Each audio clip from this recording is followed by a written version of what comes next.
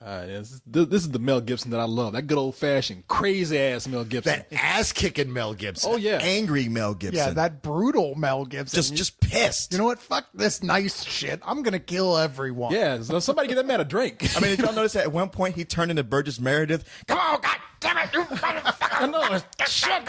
Yeah, I was Well, like, it didn't help he was like a lot of the scenes he had versus, what was the name of the British guy in here? Ray Winston. Ray Winston, where they're both doing this. Oh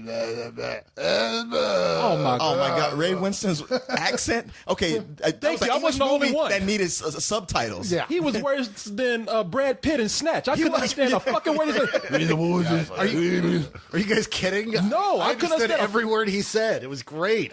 Those are my favorite scenes in the movie, watching these two badasses play off each other in that whole relationship. But how many times have you walked in here angry at us and be like, I'm like, you speak his language. He's sitting there That is watching it, and he's possible. like, I heard what he said. Carlisle, you're a genius. Everything you say is brilliant. I love this movie. Yeah, that is a lot of what he was talking about. He could not shut the fuck up about me. It was awesome. Well, as Leon has said, there's just some things you don't do with Mel Gibson when it's in a movie. You don't kidnap his kids. You don't abduct his kids. You don't look at his kids the wrong way because he will come after your ass. His kids or his wife. Yeah. And that's the thing. His family. The minute Mel Gibson is left with nothing, that motherfucker will sit on a table and let you carve out his intestines. That's how fucking hardcore Yes. he is. Don't even walk up to the fence when the dog is outside. Well, I mean, hell, it's- go all the way back to the Road Warrior. I mean, he was just the guy living his life, even though his best friend got messed up and burned to shit.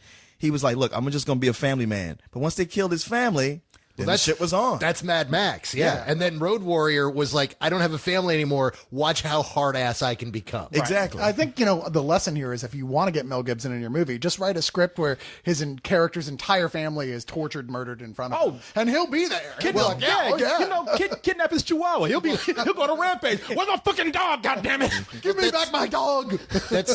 That's actually something really important you have to think about in this film, though, is Mel Gibson hasn't acted in 8 years. He hasn't made a film in 3.5 years. He had that whole debacle. He walked away. He spent his time in the box. He did his 3 years of Alcoholics Anonymous and had his record expunged. He's come back. What's going to bring him out, and what's the first thing he's going to do? But something that absolutely appeals to him that he thinks is the epitome of a Mel Gibson film, and that's exactly what this is. Or something that's going to let him release all that pent-up aggression.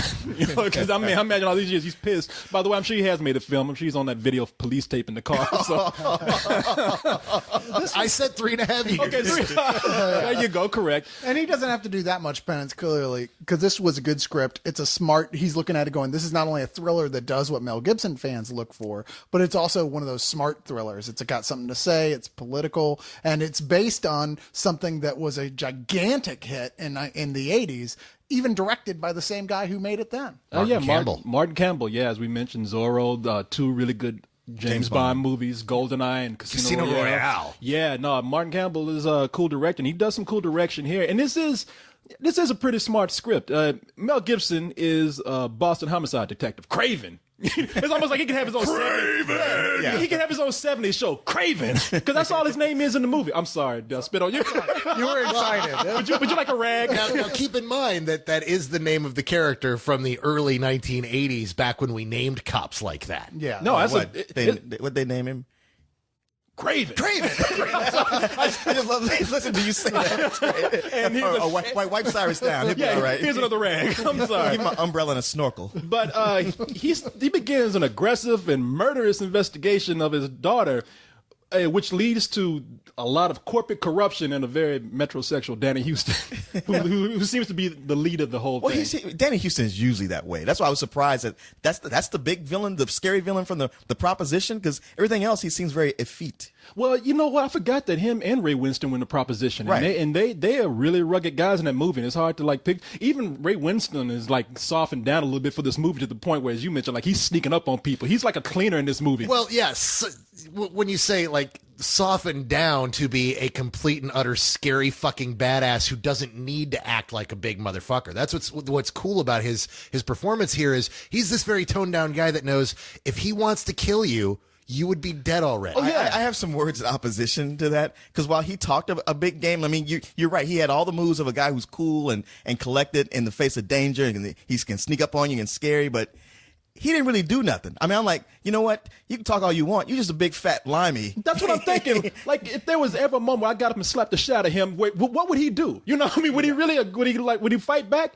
But he'd say something intimidating or funny and walk off, and you'd be like, wow, that's some fucked up shit to say to a guy. He'd be like, I'm the guy that you send to clean up a mess right here. You don't want to fuck with me. And I just, get the fuck off. And he'd be like, exactly. But you know what? Now you want to clean up? I just bought some Joy, and you wash these dishes. okay. Honestly, my biggest problem with this movie is his character, and I did like this movie. Maybe it's because I know who his character was in the original, which was Joe Don Baker in the British miniseries, playing the opposite, where he was the American, the big Texan with all the English people. Here you've got the big English guy with all the Americans. But here he just seemed like, okay, here's the start for this character. Is going to be important. Okay, he is important at the end, but it felt like there were like 8 or 9 scenes with him missing to explain how we got there. Oh, yeah, and that's, well, first of all, you're right there. Is like, there really wasn't a whole lot of explanation to his character, which they kept cutting to and giving like a lot of time to. And then the sneaking up thing was kind of silly to me. I mean, because it was almost comical the way people turn around like, oh, you know, and I'm like, this guy, he's just not wearing shoes. You know, so. He's got an anti-grav belt. Yeah. I got to ask, though, did you watch the miniseries before you saw this? Yeah. Or okay. Just before. I waited. I'm watching it when I go home now because I've been excited to watch it, but I was like, I'm going to watch it like everyone else in the world's going to watch it because like 12 people have seen this thing over here in the States. So, yeah, I didn't go in with those expectations. In retrospect to the, comparing them with, I mean, it's 6 hours. It was made in 1986. Its ultimate goal of what it's about is very, very different. I mean, it hits a lot of the same notes along the way, but that movie is a lot more about, nuclear fear in the 80s, really, is what that's about. That's not what this movie is about as much, although it manages to tread some similar ground nonetheless. Although what I was really impressed by is I was watching it and I got about halfway through the movie and I'm like, man, I'm really into this. I'm really liking this, but I see where this is going and I see, this corporate conspiracy they're going into and everything that's coming out. It's not really hooking me. What's the big deal? And then you get to that way too. You get to that point and then the shoe drops and you're like, oh, holy shit, I've never seen this story before. This is really fucking cool. Okay, dang, I know we can't spoil anything here, so when this is over, I got to ask you what that shoe was. Because I got to say, like, I cared somewhat, but not really. I never felt that deep emotional investment. To me, the big crux of the emotional investment part was having his daughter brutally murdered right there in his arms. Sure. That was huge. From there, there's a lot of running around and investigating. People get killed. One thing I got to say about Mel Gibson in this movie, don't talk to him. Because anybody who talks to him dies. Like, if he showed up at my door just saying, like, hey, you dropped something out here, I'd be like, get off my porch, motherfucker, get out of here. But that's also what's really cool because every time he goes to talk to someone, he's like, look, I can't talk to you. They will kill me. Talk to me now. Look, I can't talk to you. They will kill. Oh, look, they killed me. See, I fucking told you. I told you they would kill. Because they tell everyone. Yeah, everyone says, don't talk to this guy. Yes. We'll fucking kill you. Oh, no. I mean, that's one of the things I liked about the movie, even though it was telegraphed from a mile away, but it still made you jump. It's like when Mel Gibson was talking to somebody, they let you know it got real quiet. And that's when, bam, somebody got killed. But not every time, too. It'd be like this guy's going to get it eventually, and they keep teasing you with it. It's almost like a horror movie. We're like, is it going to be this time? Oh, yeah. No. But then when they did, they had you where you were relaxed, like, oh, Jesus, shit. Yeah, it's like, don't eat lunch with him or anything. Yeah, don't be friends with this man. No, he'd be knocking, saying like, hey, I think you left the lights on in your car. I'm like, fine, just go. I don't care. Let the battery die. Comes to the door with his daughter. You want to buy some Thin Mints? Yeah. Get the fuck off my porch. His daughter was going to die because she was hanging out with him. You know what I mean? They having lunch together. Big boulder just falls on her ass. I mean, she was destined. But I think you were so right about the whole thing with the corporate, this whole corporate conspiracy and cover up. It's like, I think that the film, I give it credit for trying to be smart enough not to follow this whole thing of like, oh, we're going to surprise you with everything at the end. Because I think they said, the audience is smart enough to know that something bad is going on. But at the same time, that takes away from any element of surprise. And I think a lot of audiences are going to go in and not like the slow pace of this either, because part of that is that this is not so much an action film like the trailer's telling you. This is a detective film. Yeah. As Mel Gibson, the end. Until the end, where it goes nuts. Yeah, but it's a slow burn movie, and in fact, what's really weird is it's also a very quiet movie. There's not a lot of score to a lot of these scenes, and it's literally just kind of sitting there in awkward silence at times, waiting for somebody to give you the answer. Which is something I really did not care for in it. The slow burn, the being so very quiet. There was times when I just felt myself like kind of drifting off, and then suddenly, boom, everything would blow up. And then I'd be like, all right, I'm into it. And it's like, all right, I'm drifting off again. Oh, somebody just got killed. Jesus Christ, what's going on? Might as well have been Mel Gibson with a paper bag behind you. Pow! Wake up. They're definitely selling this wrong. I agree with that. I didn't have that much problem with the slow burn nature of it. I mean, maybe part of it is that I was just watching pieces fall into place of a puzzle. I already knew what it looked like completed, from seeing the other thing. But I did enjoy that. What I didn't expect is how much I would enjoy it once, as Carlisle said, that other shoe dropped and the whole movie just shifted into high speed. It was like, oh my God. I mean, they say, as y'all said, okay, y'all pretty much figured this out. So let's go ahead and tell you early on what the core mystery is here, what happened. They let you know about the halfway point of the film, pretty much how it all lays out. And the rest of it is watching what Mel Gibson does about that. Well, look at Danny Houston's hair. And I'm not even trying to make a big joke here. He's the evil guy. I mean, in the movie, it's true. You know what? Any guy who spends that much money on his hair and doesn't own a salon is a villain. Oh, yeah. He's all smooth and everything. I'm surprised they didn't give him an English accent, too. I know. I love how he went from the delicate intricacies of the plot to Danny Houston's hair without even so much as missing a beat. Spill.com. I'm sorry, but in his hair, he should be wearing spoiler alert. I think his hair is going to win an Emmy. I mean, his hair should win. He should say spoiler alert. That's awesome. It gives him away. I'm sorry. I mean, the only thing left for him to do was wear purple. Yeah. Or if they wanted to show us, give us a big surprise, it wasn't Danny Houston. But I mean, we're not giving anything away. Really, for all you people complaining right now, thanks for giving the fucking movie. No, they tell you halfway through. That's not the point of the film. The point of this film is that they're trying to make a thriller while they're trying to push an action film.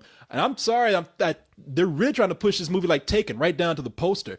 And it's just not that movie. It's not that kind of movie. It's not Taken. It's not. In fact, what I love about this movie, the reason I fell in love with this movie like I did, is the character that Mel Gibson plays is a man's man, and he's the man's man in the way that Duke played his older characters, or Yul Brynner, or Charlton Heston. Mm-hmm. And this is a guy who you don't think that he's going to go out and kick your ass. It's just that he spent the last 30 years kicking everyone's ass, and so he doesn't take shit from anybody. And he's a man of action. But I don't even want to say he's a man of action so much as he's a guy who has it all figured out and knows he doesn't have to be a man of action. So when he does act, it's pretty badass. Well, he's a guy who is that guy, as you're saying, but he's also a dude who is totally broken. The death of his daughter has left him completely shattered. Yeah. His wife is long since gone. His daughter is all he had, all he counted upon. And this is a guy who as they quote out of context the cheesy line in the trailer, he doesn't have anything to lose. He doesn't give a shit. Oh no! Yeah. In Mel Gibson, whatever Gibson, you just want to spit on me again. Yeah, Gibson. Mel Craven.